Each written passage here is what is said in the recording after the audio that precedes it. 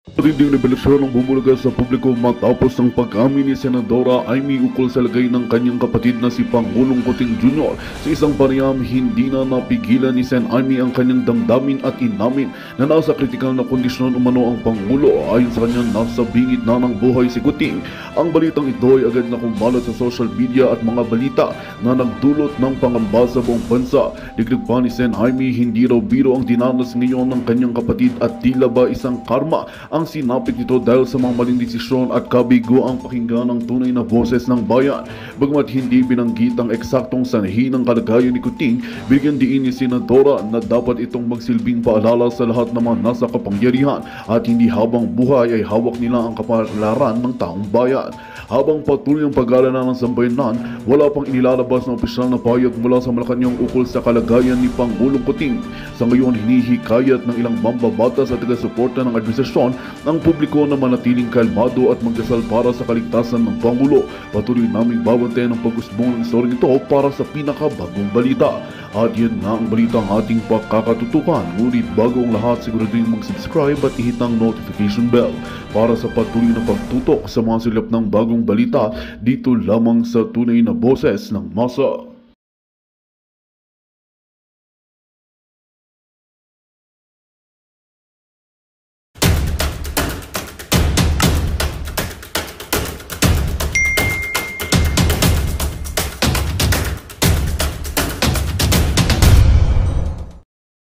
Okay, sa lalawigan at ibigay ang mga direktiba kaugnay sa tungkol sa aksyon ng pamahalaan. Ayan, kasama ng Pangulo, si Camsor 2nd District Congressman El Rebilla Puerte.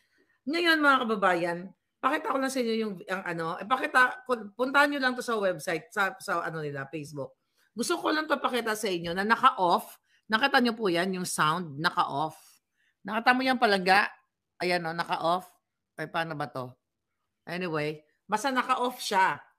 Okay, ngayon, yung video na yan, ilayo natin para makita. Alright? Habang naglalakad yan, okay, nakikita nyo ba? Walang halos, parang, ayan, nagsasalita tayo naka-blue. Ayan yata si Villa Puerte. Ikukwento ko lang, kasi for sure napanood yun na to. Habang nagkakamay si Bangag na halos nandidiri sa ating mga kapitbahay, yung mga palangga, na nakaganon, yung di ba, dapat, pag ako kasi, pag yung mga palangga ko, namimit ko wherever yan, sa barko man yan, sa tindahan, or what. Pag in-approach ka, umarli ka, ganyan-ganyan. Hindi ko nga alam yan kung kalaban or what. Diba? Mayayakapin ko pa ng bonggang-bongga. Kasi sincere ang iyong pakikipagsalamuha o yung appreciation mo sa tao, sa kapwa mo Pilipino. So gumaganon si Kuting. Pero ito yon mga palangga. Kanina sinend din sa group namin, basta may nag-send. Actually, pinakinggan ko, sabi ko, I will parinig ko sa inyo, baka hindi nyo panarinig. Habang nagkakamay si Bangag na parang diring-diri po sa Bicolandia, sa mga taga-Bicol, yung nasa likod niya, yung congressman, sinasabi niya, pasalamatan nyo naman ang presidente. Tapos na ang mga tao, syempre, dahil nandoon yung presidente, nagpumalakpak. Pero prior to that, dinadaanan siya, yung mga tao, syempre, malungkot, palangga. Galing ka sa devastation, galing ka sa baha, namatayan ka ng pamilya, nagutuman ka, tapos ang presidente mo, nag-acting nandoon. So, tinanggal nila yung message. Philippine Information Agency, Bicol, Jutang Genimes, bakit nyo tinanggal yung sound na inuutusan nyo? Sino nakapanood sa inyo? Mag-comment kayo palangga. Kasi, nasa 31,000 views. Di ba? Bakit nila tinanggalan ng audio? Okay? Bakit wala kang marinig na audio or sound right now? Kasi kanina, malinaw pa sa sikat ng araw, di ba? Na ang mga tao, matamlay. Siyempre, galing ka nga sa delubyo. Narinig mo? May nakarinig daw. Si Euro, nakarinig. Sabi ko, sana may nakakuha at i-viral natin. So, inuutusan din ng tao, magpasalamat naman kayo sa presidente. So, sapilitan yung mga taong pumapalakpak. So that is diktador. Mga kababayan, at walang dapat ikapasalamat ang taong bayan sa isang adik na presidente. Di ba? Sabi ni James Sagasi Villa Puerte, nga, naka-blue. Siya nga nag-utos na, magpasalamat naman kayo. Tama yung kaso nawala yung kanina ko pa nakita yun, after nung nag-vlog tayo, Kaya ako pa kasi naging busy ako, hindi ko na-download. Kaya dapat talagang mas mabilis kayo palangga. Tulong-tulong tayo. But anyway, kung meron kayo dyan, i-share nyo ng bonggang-bongga. So ano po ang sinisignales nito? So tama lahat yung ating mga expose, ang ating mga puting ahas, yung mga nakarating sa atin. Kanina lang, yung ipinakita ko nga sa inyo na confidential memo sa mga media para wag magpa-interview si Bangag.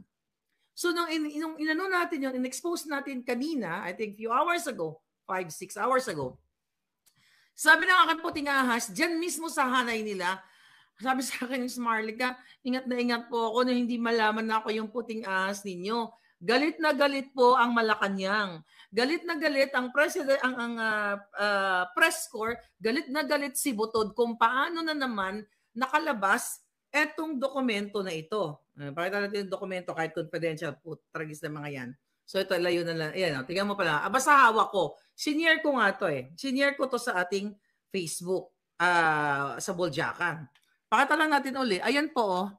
Nakita nyo, strictly no ambush interview. Strictly no ambush interview. No ambush interview. So ganyan. Ngayon mga kababayan. Okay, sabi ni Marga M. Laguna, Cavite, Batangas, Baha, nakakaawa talaga kayo mga kababayan. So ngayon, galit na galit sila dahil nailabas sa atin, nalaman nyo na naman na ang pagpunta ni Bangag doon ay scripted lahat. At hindi dapat magpasalamat ang taong bayan sa presidenteng Bangag dahil hindi niya pera yan. Ninanakaw nga niya ang pera ninyo, ulit-ulitin ko, Bicolandia, Batangas, Luzon, Visayas, Mindanao, hindi po kayo dapat nagpapasalamat dyan sa putang inang presidenteng yan. Dahil yung hinayupak na Bangag na yan, na Adictos Benedictus, ayun, ginorgor ko na nga yung ano niya julo niya eh. Kita niyo yan? Ayun, putol na siya. Hindi pa ako nakaprint ng bago. Ngayon, authenticated Bangag yan. Dahil ang jutang Genemis na yan, ang kapal ng mukha niyong magalit, ikaw, Lisa Butod kidnapper, galit na galit daw, pinapasusog, sabi sa akin nung, actually, kaya sabi ko yung mga media, hindi naman lang lahat kaaway natin eh. Kasi yung nagbigay sa atin ng information from the media din. Ngayon, ingat na ingat siya na hindi siya magurgur ni Bangag at ni Lisa Tanas at ng Presidential Communications. Galit na galit daw po sila kung paano lumabas yung confidential na papel na pinagbabawalan o inuutusan o diniktahan ang mga media na strictly no ambush interview. At yung mga katanungan po doon ng media ay scripted na, mga kababayan. Scripted na ang inano nila doon.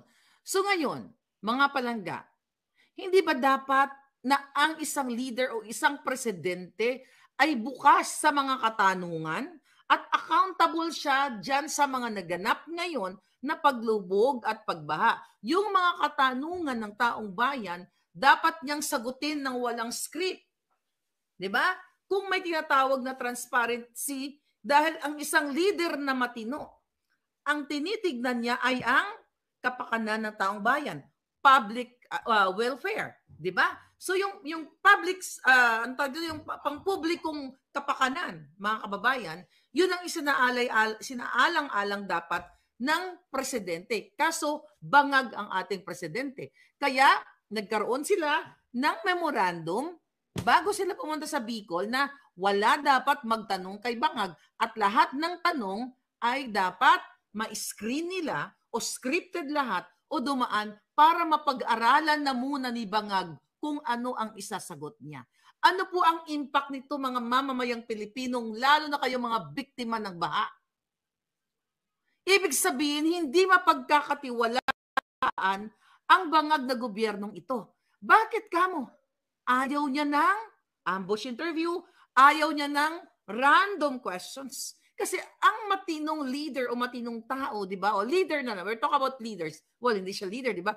Ito yung kumbaga mag-build ka ng ng trust o tiwala yung taong bayan, yung mamamayan sa isang leader na tinatingala mo.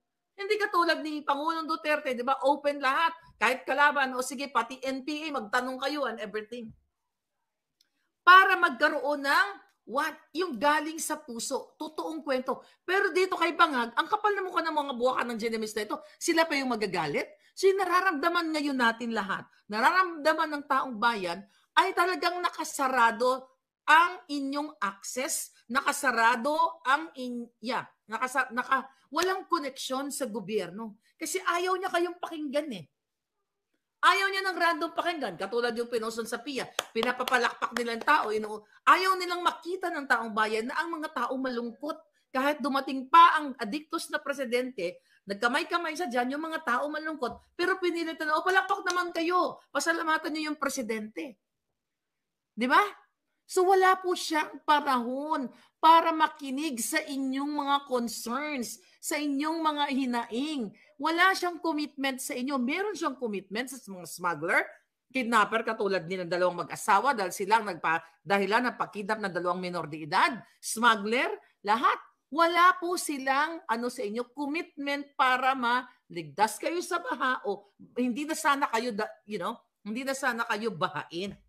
Kung merong preparedness, hindi yung baha pa lang, doon pa lang kukuha ng mga pump boats. Ulit-ulitin natin, di ba? Dapat 2 days, 3 days before the typhoon, yung mga helicopter na pwedeng mag-save sa mga nakalutang doon, na nakakapit sa puno, di ba? Kaya ang daming namatay. Ang daming namatay natin mga kababayan. So, walang naligtas dahil bangag ang presidente ninyo. Ngayon, ayaw niyang matanong. Di ba? Hindi dapat ipinapakita niya na meron siyang pagmamahal o transparency na tinatawag na you have to be transparent. Pag tinanong ka ng taong bayan, tinanong ka ng reporter, dahil itong si reporter, yun yung nakita niya sa ground, na ito yung hinaing ng tao, kaso pinigilan na siya. Meron ng order, meron ng dikta na never ever, strictly, no ambush interview allowed. Di ba? So, ibig sabihin, ang bangag yung presidente ay wala pong concern sa inyo. Ang concern lang kung paano nila nakawin ang pera ng bayan. Yung mga tanong na yan, yung mga hinaing ng mga nasalanta, yan sana ang magbibigay ng pag-asa sa kanila.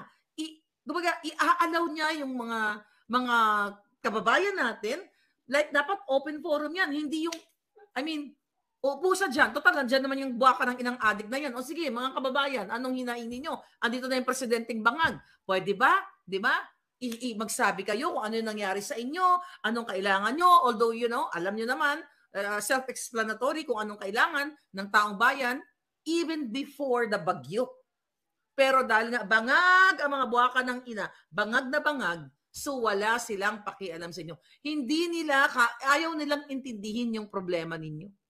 Kasi with that, di ba, makikita nila sila, ano ba dapat ang mga polisiya na pwedeng gawin nila dahil itong sinabi ng taong ito, ng biktimang ito, di ba, ito dapat. Pero dahil nga sobra silang gahaman sa salapi, sobra silang ganid, demonyo at walang pagmamahal sa inyo, wala kayong karapatang magtanong. Kahit kayong mga medyang bayaran. Sabi ko, hindi naman lahat. Okay?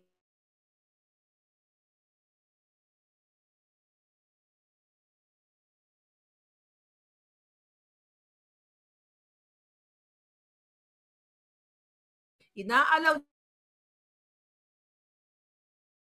Okay? Kung ano, wala yung isa. Yan. Wala yung signal. I don't know why. Para ma-feel niya, ma-feel ng gobyernong ito kung ano ang prosalin, okay? Kung ano yung mga naranasan ng taong bayan. Di ba? Dapat rumisponde sila. Di ba? Dapat dapat dinggin niya. Okay? Dapat dinggin niya yung mga katanungan ng taong bayan. Hindi, inuutusan, bumala pa kayo. Magpasalamat kayo kay Bangag. Di ba? Bigyan mo ng hope yung tao. Ulit-ulitin natin. Magkaroon man lang ng reassurance na andito yung presidente ninyo. Pakinggan namin kung ano yung mga hinaing ninyo. Iba kasi yung person to yung ando doon ka na eh. Anong ginawa niya doon? Nagpa-picture at again, yung mga question and answer portion doon na nangyari ay scripted na po. Gabi pa lang, ayon sa ating puting ahas, ay ibinigay na sa kay Bangag. Alam na yung mga tanong kung ano ang isasagot ng bangag ninyo dahil hindi siya makapag-isip ng spontaneous, ng right there and then. Pag tinanong ka, di ba? Na tinanong ko, anong magagawa mo dito? Anong may, Mr. President, da. Mga tanong, hindi siya makapag-isip dahil puro siya pulboronic, mga palanda. Puro pulboronic na imbis na i-address niya ang problema ng taong bayan, mga katanungan, di ba? Para lalo siyang hangaan, di ba? Dapat merong connect sa mga biktima o sa mga Pilipino. Wala nang connect yan eh. Wala siyang pagmamahal sa inyo. At sabi ulit-ulitin ko, yung buha ka ng inang presidente ng mga polboron. Lahat po ng interview ko sa kanya, uulitin ko, ay mayroong advanced question. Okay? Maganda sana. May good and bad. Mayroon namang pros and cons yan, mga kaibigan. Meron namang positive and negative yung advanced question. Para malatag niya, katulad ng ginawa namin, para malatag niya sana kung ano yung mga gagawin niya, di ba? During the campaign. Ang mga tanong ko, although yung mga tanong na yun, akin yung mga tanong na yun. Kumbaga, pinorward ko na sa kanya para alam niyang sagutin. Hindi naman gumagawa ng tanong niya. Mayroon na niyang sila gustong ipatanong, mga isa, dalawa, galing sa kanila. Pero, yung lahat ng tanong ko, ay majority ng tanong ko, akin yun. Para sana, makita niya yung mga tanong ko, ito ba, anong gagawin mo? Diba? Remember, digital infrastructure, DA, kung ano-ano pa, magpapatayo daw hinayupak niya ng mga regional hospitals. Asan yung mga regional hospitals? Remember that? Isa yun sa mga sinagot niya na kapag naging presidente siya, para hindi na raw, naalala ko yun, para hindi na daw po kayo, mga taga-probinsya, pumunta ng Maynila, magkakaroon ng mga, what do you call that? Yung mga hospitals like lung center, heart center, magkakaroon niya region per region. Yun ang sabi niya kung nanonood kayo noon. So, yun naman yung maganda, yun naman yung positive na impact about the advanced question. Pero yung i-restrict niya, pagbabawalan niya ang pagtatanong ng hindi naaayon sa script, lalo na ngayon sa kalamidad, mga palangga, pinapakita ng gobyernong ito na talagang diktador, walang transparency, lahat pulboronic sila. Nililimitahan, dinidiktahan, sinosuppress, talagang pinuputol ang dila ng ninyong mga mamamayan ng mga magtatanong or binabayaran ng payola para hindi kayo makakuha ng impormasyon na raw or genuine answer. Diba? Kasi scripted lahat.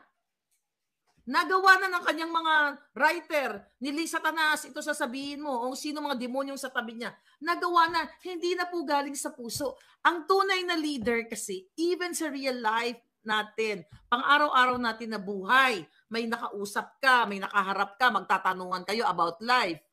Hindi ba pwedeng sumagot ka ng naaayon sa tanong niya that moment? Di ba? Ay hindi, dapat mag-review muna ako bago ka sagutin, di ba? So nagpapatunay dito na kontrolado nila ang impormasyon. See?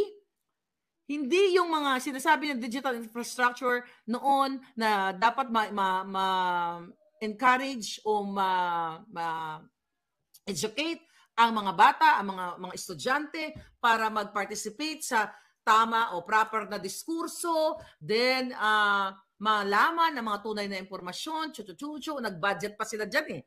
Diyan sa sa kanilang disinformation dissemination. Di ba? Nag-budget pa sila ng multi-million dyan. I remember last year, binigyan ng 19 million yung programa na yan para disinformation dissemination ang ginagawa nila. Di ba? Pero ngayon, piniprevent kayo. Hindi ngayon, since 2 years. Since umupo yung hinayupak na yan, o bago pa ng kampanya, piniprevent nila o sinisikil nila, di ba? Pinipigil nila, pinuputol nila ang mga dila, okay? O ang mga katanungan para what?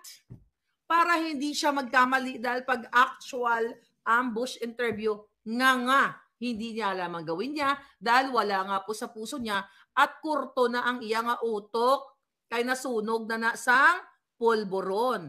Ipinapakita ni Bangag Jr. na gusto nilang kontrolin ang naratibong kasinungalingan. Kaya naman, tinanggal ang audio doon sa PIA, Philippine Information Agency, ng Bicol Region. And now, galit na galit si Lisa Tanas. Paano daw nakawala itong, nakalabas itong mga confidential papers nito. Sabi ko sa iyo, buwa ka ng ina ka, Lisa Marcos na kidnapper kang buwa ka ng Ginemis ka. Yang mga taong yan, na akala nyo nag-oo lang sa inyo. Darating ang panahon na sasalugsugin niya yung kipay-labo mo. Yang si Bangag, darating ang panahon na ilubong kayo sa baha niyan. Akala nyo? Akala nyo siguro kaya mo lahat, Lisa, bayaran ang bunganga ng mga media na yan. Kaya hindi ko yan nilalahat. May matitino dyan. Yung mga demonyo lang, yung tumatanggap ng envelope or payola. Pero darating yan, kakagatin kayo lahat yan. Yan ang pinakaantay ng taong bayan, nakagatin itong mga DJG mo na to. Pinakita ko po sa inyo, nandyan sa Bodyakan kanina, na talagang gusto kukontrolin nila. Ayaw nila ng naratibong genuine coming from the Filipino people. Coming sa inyo kung ano ang inaing ninyo. Ayaw ni Bangag sumagot kasi napag-aalaman, lalong na-justify na siya ay authenticated. Adictus benedictus dito sa Amerika. Hanggang ngayon po, wala pang kaso si Bangag. Yung sabi nila, July, August, September, October, magno-November na, asa na, gibo. Sabi mo, makipag-ugnayan ka sa Amerika. O, makipag-ugnayan kayo, mayroon pa kayo. Dahil dito, in-authenticate ito. Nga, ang alam lang nila, panakot. Buha ka ng Ginemis nyo. May araw din kayong lahat. At matatapos kayo at yung mga taong nasa paligid nyo, yan ang kakagat sa inyo. 100% yan. Hindi lang kakagat, lulunukin kayong lahat ng buo na mga yan. Imagine mo mga palangga, ayaw ni Bangag sumagot. So ano yan? Ayaw nilang marinig boses ninyo. Gusto nila yung narrative nilang kasinungalingan. Wala silang pakialam. Hindi importante ang inyong mga problema, ang inyong mga hinaing. Ito'y nagpapakita na weakling. Mahina, bugok, bangag si Marcos Jr. Kaya ang taong bayan, dapat kayo magsama-sama, ulitin ko, mag-speak up day kasi pinipigilan kayo, sinusuppress kayo, nire-restrict kayo na magtanong sa Pangulo. Yan mismo, mga media na yan. Sabi ko, yan ang Fourth Estate na dapat katuwang ng taong bayan. Pero sila ay kasabwat, kasangkapan, o wala sila magawa, takot sila magurgur. Suppression po yan. Suppression. Pagkitil sa malayang pagpapahayag, pagtatanong, pagbibigay ng sentimiento na inyong nararamdaman dahil kayo ngayon ay lubog. And that impacts sa pagiging bugok, bangag, adictus benedictus, hindi lang ni Marcos Jr., kundi ng kanyang mga gabinete na sumisinghot din at patuloy na nagnanakaw ng pera ninyo, pera ng bayan. Kaya yan po ang nasadlak kayo sa dusa ng baha. Dahil gusto nilang i-curtail, gupitin ang inyong mga kalayaan para magpartisipa diyan sa usaping kinalalagyan ninyo. At ayaw nila kayong marinig. Kita nyo po ang trato sa inyo. Kung yung mga donation na yan, kung yan yung 1.4 billion a day na ipinagmamalaki ni Bangag noong SONA niya na merong 5,500 flood control. Kung napunta po yan sa inyo, yung mga dinonate nila ngayon, pwede sana yung mga pera niyan gamitin para sa livelihood program at para patibayin ang mga infrastructures sa buong Pilipinas para tayo ay maging parang typhoon-proof.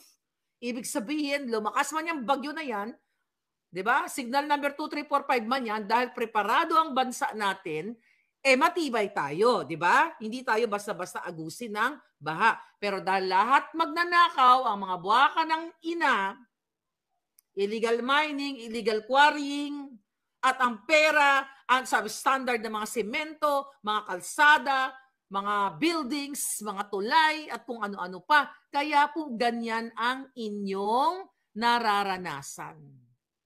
Diba? So pinapakita ng inyong bangag na presidente na wala po talaga sila sa ayos. Sige po din yung Undoy. No, I don't think so. Okay? Ay, nako, mga taga Bicol, huwag na ninyong iboto ang mga kaalyado ni Bangag. Exactly. Fight, fight, fight. Under na tayo undeclared martial law, sabi ni Patsyamba. Ayun na nga, mga kababayan. Ano gagawin nyo? Paulit-ulit. Ngayon sila pa nagagalit, nagwawala daw si Butod. Ha? Bakit nakalagpasan naman kay Maharlika? Sino ang traidor? Yung mga inayupak na yan ang traidor. The moment na sinisikil kayo, sila ang traidor. Sabi ni Carl Tags, nakakaawa ang mga taga-Kamsur para mga isda hinahagisan ng pera. Kaluoy talaga. Okay? Kawawa talaga kayo. Kaya nasa inyong mga kamay yan, mga kababayan, kung paano ninyo, ito pala, may nakakuha yata. Hindi ito. Hindi iba. Wala pa yung video, wala pa. Okay, tignan natin.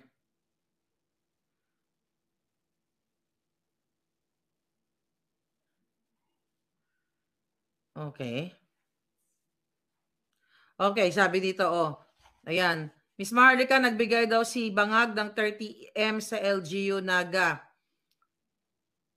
30 million. Grabe, sabi ganun.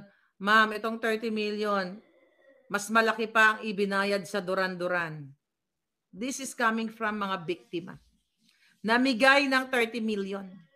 Si Bangag. Malaki pa ang ginastos niya sa Duran-Duran concert. Diba? Ang estimate natin doon, 1 to 1.5 million. Diba? US dollars. And that is sa 50 pa lang. That's 50, that's 75 million. Ito, 30 million. Ano yun? Well, it's not 50. 55. Okay? So ngayon, mga palangga, titignan natin kung anong pinaggagawa ni Bangag doon. Yan natin. Alright. Ipinagyabang niya, diba, nagbida-bida naman, picture na naman, paturo-turo ang hinayupak, pero walang laman ang ulo. Ang laman ng ulo niya ay pulburon. Magandang balita ang hatid namin sa inyo ngayong araw. Sa pagtatapos ng aming balitaan, nagbigay kami ng mga mahalagang impormasyon. Maraming salamat sa pagtutok at pagsuporta sa aming programa. Huwag kalimutang manatili sa mga susunod na araw para sa mga bagong balita at mga kwento na dapat nating abangan. Mula sa Boses ng Masa, magandang araw, Pilipinas!